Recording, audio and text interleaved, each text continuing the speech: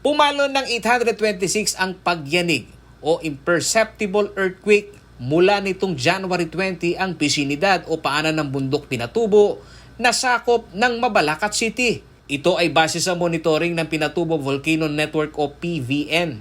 Nitong January 25 na itala ang malakas na puwersa ng pagyanig na may lalim na 15 hanggang 28 kilometro na may magnitude na 2.5. Sa pagkumpirma ng news team kay DOST PBOX Director Renato Solidum, walang dapat ipangamba sa insidenteng ito dahil nananatiling nasa alert level 0 ang Pinatubo.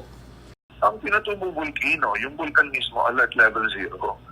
Yung nag-issue kami ng advisory sa kadahilan ng maraming na-detect yung ating Pinatubo Volcano Network, no, ng earthquakes.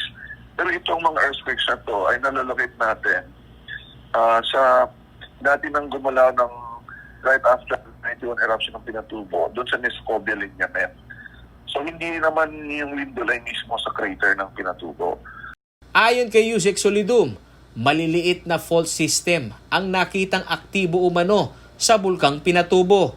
At layunin umano ng kanilang inilabas na advisory ay i-alerto ang publiko dahil ang ilan sa mga nakitang gumalaw na fault ay may record sa PBOX na naging malakas ang paggalaw nito. May mga maliliit na fault sa paligid ng volcano paminsan-minsan kumikilos. Example dito, noong April 2019, doon sa paanan ng Pinatubo, no, at sa pagitan ng Negron at Pinatubo, ay nagkaroon ng magnitude 6.1 earthquake. Kaya ang ating sinasabi, kailangan lang magkaroon ng kahandaan ng ating mga kababayan.